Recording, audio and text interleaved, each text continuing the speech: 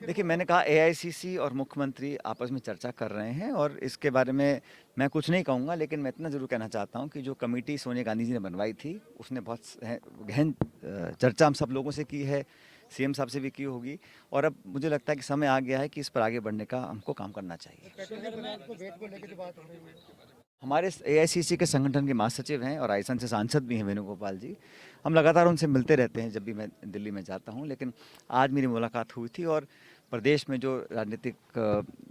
स्थिति है उसमें मैंने अपनी बात को रखा और हमेशा की तरह अजय माकन जी, वेणुगोपाल जी, प्रियंका जी, इन सबसे मुलाकात हम करते रहते हैं और मुझे लगता है कि जो बदलाव करने की मांग हम शुरू से करते आए हैं, जहाँ ज़रूरत है।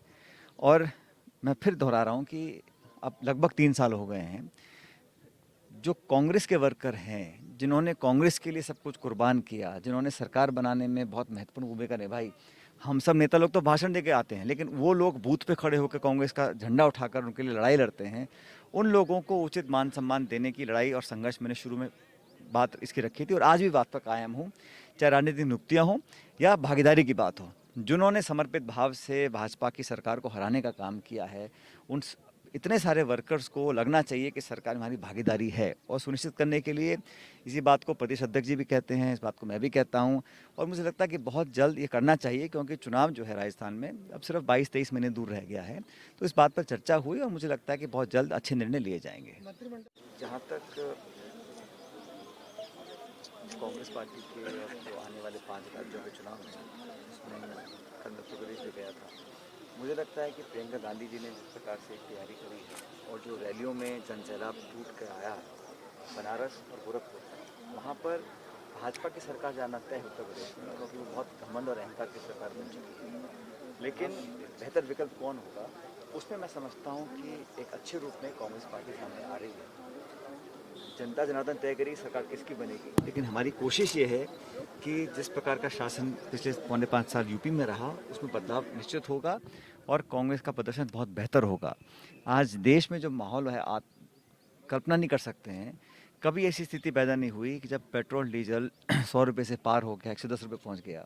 गैस का सिलेंडर 900 पार कर गया है, महंगाई, बेरोजगारी, देश भर में खाद डीएपी की किल्लत है, कोयले की कमी आ रही है, बिजली उत्पादन में दिक्कत हो रही है, उद्योग ठप पड़े हैं और सबसे बड़ी बात यह है कि बहुत जल्द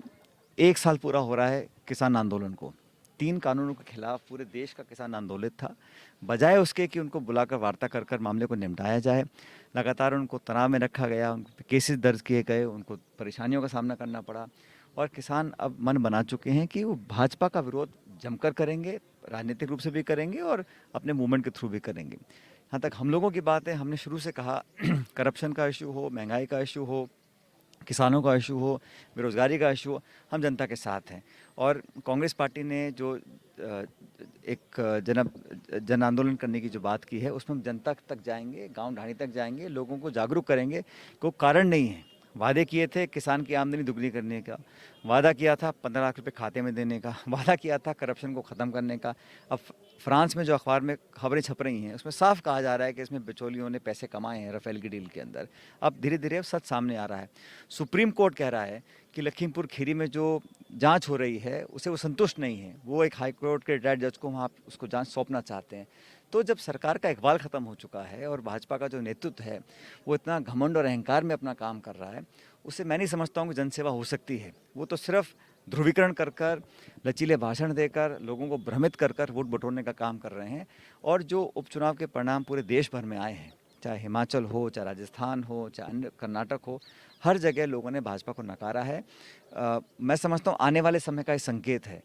मुझे पूरा विश्वास है कि संगठन मजबूती से कांग्रेस का और आगे बढ़कर आएगा और आने वाले जो 5 राज्यों के चुनाव हैं वहाँ